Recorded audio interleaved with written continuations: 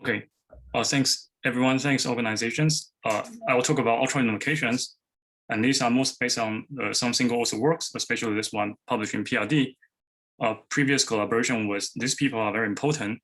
However, I want to emphasize that the perspective I'm looking into the problem is quite different from my collaborator. For example, I'm not looking into like a regularization on the lattice or E from qubit, that type of concept. And certainly I don't have a theory of everything. It's a very modest effective field theory. So for ultra unification, unification is a central thing in fundamental physics. But why do we talk about fundamental physics in a workshop on new direction in topological phase or quantum matter? In fact, I'll introduce a topological matter, topological force sector that turned out to be somehow plausible or possibly a path for the unifications, and I'll provide evidence from non-partotic global anomaly matching and also cancellation precisely, and also cobordism classifications. So just to recall, a lot of people in the workshop proposing materials, and those materials are realized by electromagnetic forces, EMM, and on a quantum system, solid-state physics or condensed matter system. So they are emergent phenomena based on the EM forces. So these are the building block for most of the materials people are thinking about. However, in our vacuum, the quantum vacuum we live in have a weak force and strong forces, and they are unified and confirmed in the solid line, unified in the standard model. In the dashed line are the hypothetical forces like grand unification, including the scar forces, and draw along the vertical axis is the energy scale. Today, I would like to give you an evidence that topological force will come into a scene. And these are quite different from the view that thinking about emergent phenomena from EMM forces or thinking about E from qubit. I'm thinking simply from an effective field theory point of view, such as things must come into a play when I try to put the thing together to cancel global anomalies. And that's one possible scenario I'll enumerate. So certainly it will be suitable to talk about in this context of topological matter encounter fundamental physics. And also it's important to point out that the high energy phenomenologists, they also should be paying attention. A lot of people, they take this phenomenology as synonym for particle physics. And I think these are limitations of the way they think about their own field. These are beyond particle physics, not just the excitation of zero-dimensional particle, but we must include some extent objects, 1D line, 2D surface, and other defects. Okay. And I should mention that I'm drawing the forces from the strongest to the weakest in the Higgs vacuum we live in. And gravity here will only play a role such that it's non-dynamical, mostly background probes, that we prove the theory on the curve, space-time with some geometry topology and to constrain the theory. And other things here will be unified in a quantum sense. So it's a quantum field. Okay, so these are most based on this work. The editor changed my title, call it a unified model beyond grand unification, and if you want to find it. I put extra life energy to write this paper, and this proof really already go to the 7th stage. I just want to make sure there's no typo, there's not misconception, anything I say in this paper. And if you haven't read this paper, I encourage you can read and then give me feedback. The only feedback I received most helpful, I sent out to a bunch of people, and John Schwartz gave me some nice feedback. Okay, so I just briefly state a statement. Strong EM weak forces are unified in the standard model with the conventional way to say is spontaneous gauge symmetry breaking. And these forces were conjectured to be unified in a simple Lie group gauge interaction called grand unified theory or GUT.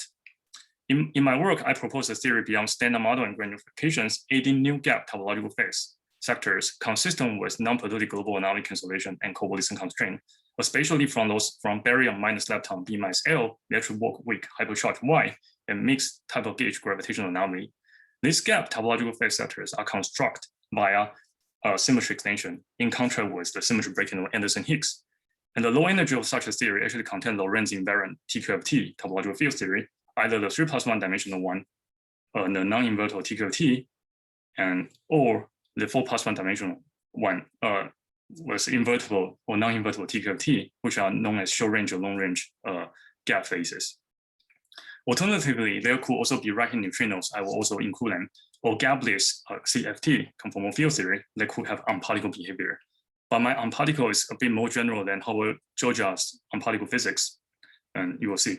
So the combination of them just meant to cancel the global anomaly. So this will be a new high energy physics frontier beyond the 0D particle physics, include the new topological force and topological matter. Okay. All right, so the unification here I have is really an effective field theory. There's an ignorance of some energy scale above that I don't know what happened. I don't know what will be the unification. I don't know whether it will be from qubit. I don't know whether it will be string theory. I'm looking at some energy gap. Below that scale, ultra unification will be applied. And that gap size actually will be a gap for this topological phase of matter. In the sense, either topological order or some symmetry protected by B minus L type of symmetries, that type of state. And even though I put ultra unification above grand unification, but even if the grand unified theory may not be verified, may be false, the ultra unification still can play a thing. Even if there is no gap force in the end, I still can entertain my unification by aiding the sector, and which we will see. So this gap scale cannot be directly fixed by anomaly matching. It could be anywhere. It could even be in the standard model scale. But there's a possibility it could be some range between SU5 grand unification and SO10 grand unification. Okay. So what are these topological phase sectors? This is more than a lot of particle physicists. They saw when I talk about topological, they say, "Oh, I already have." This is not really a theta term, theta vector, because those are second term class. And I'm also not just saying this dynamical action type of things, or not just instanton, spiral, that type of configurations, because when we define the path integral for the standard model or even grand unification with some simple compact Lie group, we already define the configuration we want to sum for the kind of gauge bundle, and given the gauge bundle for gauge configurations, gauge connections, we want to sum. So these are already part of theory when you try to define it. So these are not a topological sector I'm talking about. The topological phase sector include, for example, the 4D TQFT, a Schwartz type unitary TQFT, analog of some 4D version of 3D Transformer-Witten type theory. And as I say, it's below some energy gap, it will be TQFT, and above at condensed matter language will be some intrinsic topological order. And there's also 5-dimensional cobordism invariant. I can read that down precisely as invertible TQFT, and they have short range entangled some kind of SPT phases protected by B minus L type of symmetry. But if we believe quantum gravity at some energy scale occur, and if I will hypothesize such a global B minus L symmetry, the discrete version must be preserved, then it has to be gauged at high energy. And this 5D bulk can also turn to long range entangle. Okay, and I can also include catalysts on particle CFT. The 4D new sectors are introduced, and the fifth extra dimension actually are invisible, cannot be detected by standard model forces or gauge forces, but they are visible by topological forces. In a sense, I'll put standard model in these corners, including this standard model particle contents and some gauge forces, gauge field in this corner in 4 dimensions, 3+1, and then include the extra sectors here, the 3+1D non-invertible TQFT here with line and surface operator introduced here. They cannot talk to each other through standard model forces, so they are almost invisible, non-detectable. But there is a way we can relate them by discrete type of gauge interactions, like a statistical type of interactions. We know Fermi-Bose statistics, and we also know Anyani statistics. So these are similar to that type of statistics, the statistics between the wall line, wall sheet, and wall volume trajectory of the fractionalized excitations. Those statistic interactions actually can interact. And that interaction will be between this non-standard model of gap sectors and the 4D topological sectors, gap TQFT, and also the 5-dimensional invertible TQFT. All right, so these all things should be beyond standard model with these sectors. And there will also be application to neutrino physics, and presumably those are matter very heavy and could be applicable to dark matter, which I'm still thinking about. All right, so, but why do we do this? There should be some take-home message. I say that we are going to say something about beyond standard model and beyond the paradigm, but I introduced this 5D bulk 4D TQFT or gap CFT or right-hand stereo neutrino, this combination. But why? I have given a crucial assumption that in my talk, I need to assume some discrete version of symmetry of baryon minus lepton and hypercharge, some combination that are preserved at high energy. And I want to match some global anomaly such that I may not have all generation have one right-hand neutrino. If that's the case, then there will be a room for introduce these new sectors. And these all are based on quantum matter or quantum field theory concept. And I'm not hypothesize things. I'm really just checking as mathematically rigorous as possible. the crucial anomaly is a Z-sitting class of global anomaly, which is mixed probe from gauge and gravitational probes. And that constraint is a formula like this, saying the number of generation plus the number of right-hand neutrinos plus the 4D sector and 5D sector must be 0 mass 16. And the reason for that is actually a demand an anomaly cancellation instead of just some anomaly matching. Usually people talk about QFT with anomaly matching from UV and IR. This anomaly index are preserved. But here I'm viewing the whole system altogether. And such an index must be a 0 class in a cobordism class. So I will show you the computation result of this cobordism class, classify the anomalies, and I will say that convince you that if we want to match the anomaly, we want to cancel anomaly to the 0th class, then these are all the scenario possible. And these are parallel to some of the work that the constraint that Fafa doing for the Swan-Lam and cobordism class.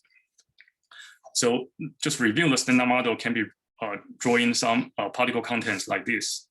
Okay, and these are so-called elementary particle, by elementary in the sense of a given effective field theory. A quantized constraint by the effective field theory is a limitation of the EFT.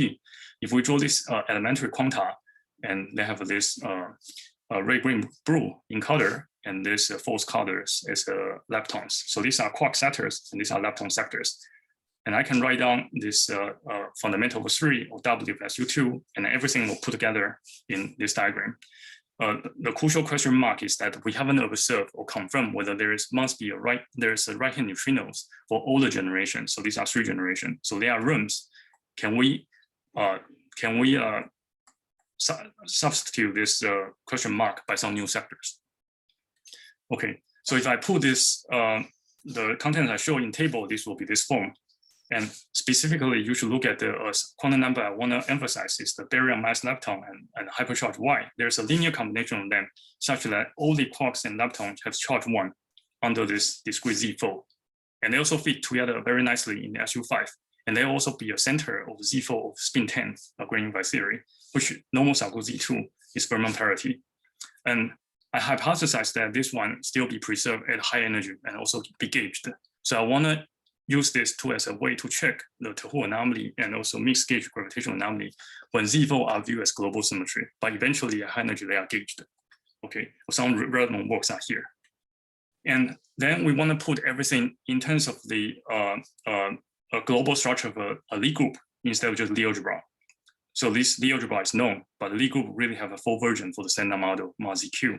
Precisely the way in Bay to SU5 and spin 10 require mass Z6, but I will check over the full version for you. And the result for the argument I have all are similar. And in Bay, the internal symmetry and space-time symmetry altogether in this form, I have a space-time spin group, rotational group, and a spin 10 internal symmetry, and they have some subtle mass Z2 structure. Then this embedding will be this. And I will check all the cobordism class, which classify the anomaly for the theory.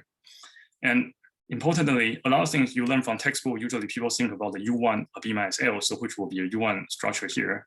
And there will be some spin C structure. And here we have a discrete Z fold, and they will give rise to more discrete class of the global anomalies. Okay, so I summarize everything by putting this into a figure like this. I have 3 generations. I have a gauge forces, and I'll have a gauge forces from the standard model SU3, SU2, U1, and also from the gut forces, and also Higgs and gut Higgs. So this will be a corner, which is already discovered. It's not my contribution.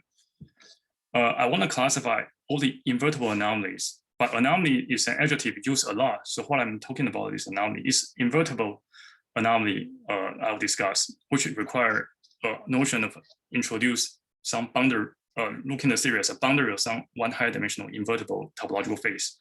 And then we also include both local Z-class or global non-perturbable ZN class anomalies. And when we say about the possible probes, we can also say there could be a gauge probe or gauge gravity probe or gravitational probes. Okay. And if we're thinking about the UV completion of gauge invariant operator of the system, if it's purely bosonic, that means UV operators require only gauge invariant boson, or the Fermiani layers UV completion of a gauge invariant fermion, and they require some type of different structure, which we can check. And also, it's useful to think about the anomaly probe by a background field of some either the space-time diffeomorphism the internal symmetry G as background field. And this will be an effective way we look at everything in terms of the whole anomaly. We will do this first, and then we will gauge some of the internal symmetry to a gauge theory later. And this is in contrast of thinking about the dynamic fields. But in any case, I make the adjective, what I say about anomaly, clear. So you should follow what I will say from this. Okay. So several people check about the global anomaly related to SM and GA. And I think Free has a very early work by using some language of generalized cohomology, not quite cobordism. And he checked the SU5 and say there is no global anomaly. And recent work also checked a lot about this. Most of you in the past are more conservative or pessimistic in the sense that they are just saying, oh, the theory is consistent, there is no global anomaly. But I try to view this problem as a new window to go beyond standard model in the sense of optimistic view. What I mean is that because we haven't observed the 16 biofermion, the right-hand neutrino, we have a room to go beyond standard model by replace this sector by new sectors. So I check over this, and actually it's more subtle to check the twist cases. And we have a more complete check in this paper. So all the results I will use were from this paper.